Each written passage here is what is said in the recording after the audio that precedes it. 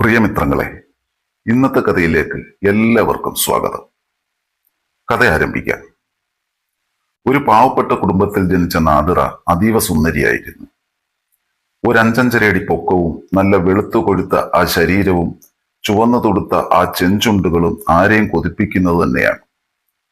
ആ ചുവന്നു തുടുത്ത അതരങ്ങളും അരയ്ക്കൊപ്പം കിടന്ന കാർകൂന്തലും എല്ലാം ആരെയും വശീകരിക്കുന്നവയായിരുന്നു. സാധാരണക്കാരിയായ നാദിറയെ കോടീശ്വരനായ അജീബ് ഇത്രത്തോളം സ്നേഹിക്കുന്നതിന്റെ കാരണവും ഇത് തന്നെയായിരുന്നു. അജീബിന് അവളെ ജീവനായിരുന്നു. പലപ്പോഴും അവന്റെ ആ സ്നേഹത്തിൽ നാദിറ അഹങ്കരിച്ചിരുന്നു. ആ അഹങ്കാരത്തിന് ഒരവസാനം വന്നത് വിവാഹത്തിന് ശേഷം അജീബിന് കുട്ടികൾ ഉണ്ടാകത്തില്ല എന്നറിഞ്ഞപ്പോഴാണ്.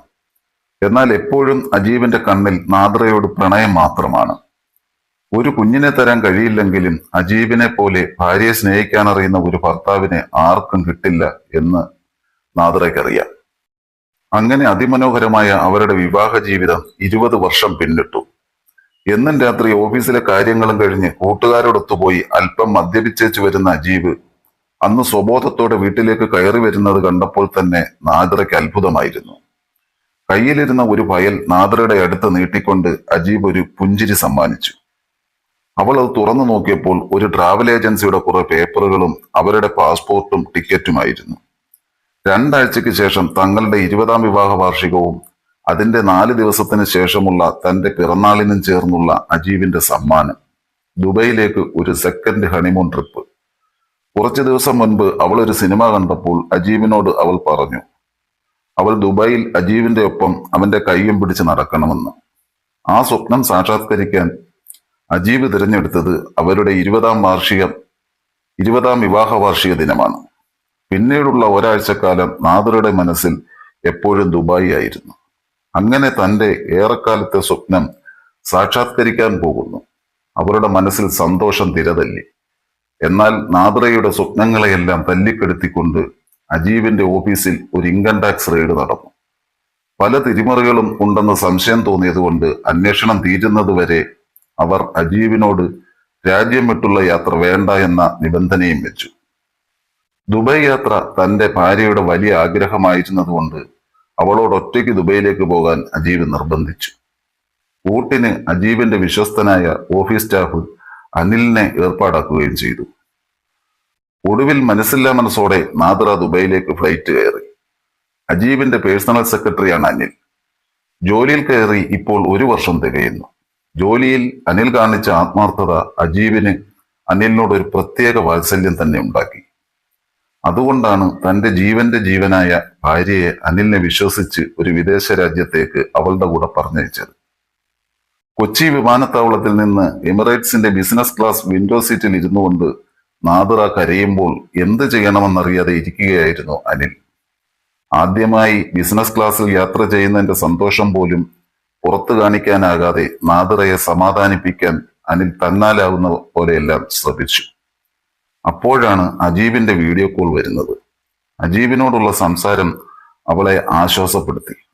അവൾ അനിലിനെ ഒന്ന് നോക്കി. തന്നെ നോക്കിയിരിക്കുന്ന ആ നിഷ്കളങ്ക യുവാവിനെ കണ്ടപ്പോൾ അവൾ പുഞ്ചിരി തൂകി. അപ്പോഴാണ് നാദിറ അവനെ നന്നായി ശ്രദ്ധിക്കുന്നത്. 5.5 അടി ഉയരവും അതിനൊത്ത വണ്ണവുമുള്ള ഇരുനിറക്കാരനായ ഒരു സുമുഖനായ ചെറുപ്പക്കാരൻ. താടിരോമങ്ങൾ നല്ലപോലെ വൃത്തിയായി വെട്ടിയൊതുക്കിയിരിക്കുന്നു. കോലൻ തലമുടി ഒരു വശത്തേക്ക് ചീകി ഒതുക്കി വെച്ചിരിക്കുന്നു. പ്രകാശം തുളുമ്പുന്ന കണ്ണുകൾ, പുഞ്ചിരി തൂകുന്ന അതരങ്ങൾ. ഒറ്റ നോട്ടത്തിൽ ആര് കണ്ടാലും ഇഷ്ടപ്പെട്ടു പോകും. നാദിറയ്ക്ക് അനിലിനെ വല്ലാതെ ഇഷ്ടപ്പെട്ടു. അങ്ങനെ അനിലിനെയും കൂട്ടിയവൾ ദുബായിലേക്ക് പറക്കുകയാണ്. തന്റെ ആദ്യ വിദേശയാത്രയുടെ കൗതുകം അവളിൽ തിരിച്ചു വന്നു. അനിലിനോട് അവൾ സംസാരിച്ചു കൊണ്ടിരുന്നു. രസികനായ അനിൽ വളരെ ചുരുങ്ങിയ സമയം കൊണ്ട് നാദിറയെ കയ്യിലെടുത്തു. ആ ഫ്ലൈറ്റിലുള്ള യാത്രയിൽ അനിൽ അവളെ മാറ്റിയെടുത്തു. ചിരിച്ച് സന്തോഷവതിയായി ദുബൈയിലിറങ്ങിയ നാദിറയുടെ കൂടെ ഒരു സെൽഫി എടുത്ത് തന്റെ മുതലാളിക്ക് അയച്ചപ്പോഴാണ് അനിലിന് ആശ്വാസമായത്. കാലത്ത് 6 മണിക്ക് എയർപോർട്ടിൽ എത്തിയെങ്കിലും ബാഗേജ് ക്ലെയിം എല്ലാം കഴിഞ്ഞ് പുറത്തെത്താൻ 8 മണിയായി. പുറത്ത് തങ്ങളെ കൂട്ടാൻ ഡ്രൈവർ ഉണ്ടാകുമെന്ന് ട്രാവൽ ഏജൻസി അറിയിച്ചിരുന്നു. അങ്ങനെ ലഗേജ് എല്ലാം എടുത്തു വെച്ച് ഹോട്ടലിൽ എത്തിയപ്പോൾ ദേ അടുത്ത സർപ്രൈസ്. 2 ആൾക്കും കൂടി ഒറ്റ മുറി, അതും ഹണിമൂൺ സൂട്ട്. അജീബിന്റെ ഹണിമൂണായി ഒരുക്കിയ എല്ലാം ഇപ്പോൾ താനാണ് അനുഭവിക്കേണ്ടി വരുന്നതെന്ന ചിന്ത അനിലിൽ ഉന്മാദം നിറച്ചു.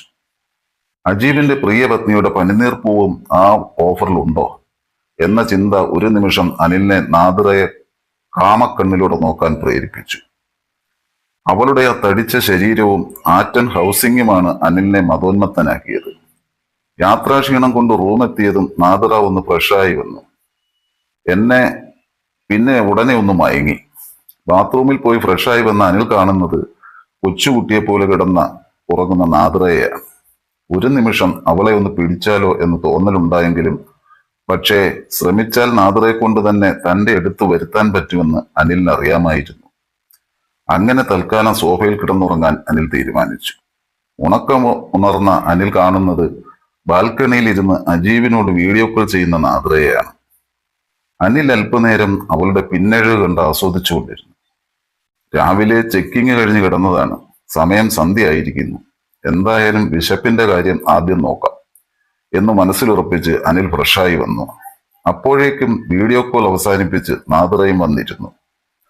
റെസ്റ്റോറന്റിൽ ഭക്ഷണം കഴിച്ച് വീണ്ടും റെസ്റ്റ് എടുക്കാൻ പ്ലാനിട്ട നാദിറയോട് ദുബായ് നഗരത്തിലെ നൈറ്റ് വാക്ക് ശുപാർശ ചെയ്തത് അനിലായിരുന്നു. അത് അവൾക്കും ഇഷ്ടപ്പെട്ടു. ദുബായ് നഗരത്തിലെ തെരുവുകളിൽ അവർ ദമ്പതികളെ പോലെ റോന്തു ചുറ്റി നടന്നു. പലപ്പോഴും അനിലിന്റെ കയ്യിലെ ചൂട് അവളിലെ സ്ത്രീയെ വികാരവതിയാക്കിയിരുന്നു. പാതിരാത്രിയോട് അടുക്കുമ്പോൾ ഏതെങ്കിലും ബാറിൽ കയറി മദ്യപിച്ചാലോ എന്ന അനിലിന്റെ ആവശ്യം നാദിറ ഒരു പുഞ്ചിരിയോടെ പാസാക്കി. ഇടക്ക് അജീബിന്റെ കൂടെ 2 പെഗ് അടിക്കാറുണ്ടെങ്കിലും അവളുടെ കപ്പാസിറ്റി വളരെ കുറവാണ്. ആൽക്കഹോൾ ഉള്ളിൽ ചെന്നാൽ പിന്നെ അവൾക്ക് ഭയങ്കര വികാരമാണ്. അങ്ങനെ അനിലും നാദിറയും കൂടി ഒരു ബാറിൽ കയറി മദ്യപാനം കഴിഞ്ഞിറങ്ങിയപ്പോൾ നാദിറയുടെ ബോധം പകുതി മാത്രമായിരുന്നു. അനിൽ തന്നെ താങ്ങിക്കൊണ്ട് നടക്കുമ്പോൾ അറിയാതെ അവന്റെ കൈ അവളുടെ ശരീരത്ത് പലയിടത്ത് സ്പർശിക്കുന്നത് അവൾ അറിയുന്നുണ്ടായിരുന്നു. ഹോട്ടലിലെ ലിഫ്റ്റിൽ വെച്ച് അവൾ അവനോട് ചേർന്ന് നിന്നു. അവൻ സംയമനം പാലിച്ചു. അങ്ങനെ അവളും അവനും റൂമിൽ കയറി. അവൾ ബാത്റൂമിൽ പോയി ഫ്രഷായി വന്നു. രണ്ടുപേരും ഒരുപാട് നേരം സംസാരിച്ചിരുന്നു. തന്റെ സ്വപ്നങ്ങളെല്ലാം നാദിറ അനിലുമായി പങ്കുവച്ചു. ശേഷം നാദിറ ബെഡിലേക്ക് ചാഞ്ഞു. എന്ത് ചെയ്യണമെന്നറിയാതെ അനിൽ നാദിറയെ നോക്കിക്കൊണ്ടിരുന്നു. നാദിറ ബെഡിന്റെ ഒരു സൈഡിലേക്ക് നീങ്ങിക്കൊണ്ട് അനിലിനെ കൈയാട്ടി വിളിച്ചു. സ്വർഗം കിട്ടിയ സന്തോഷത്തോടെ അനിൽ പതുക്കെ ബെഡിന്റെ സൈഡിൽ ചെന്നിരുന്നു. നാദിറ ചിരിച്ചു. അനിൽ പതുക്കെ ബെഡിലേക്ക് കിടന്നു. പിന്നെ അവിടെ നടന്നത് ഒരു തൃശൂർ പൂരം തന്നെയാണെന്ന് പറയാം.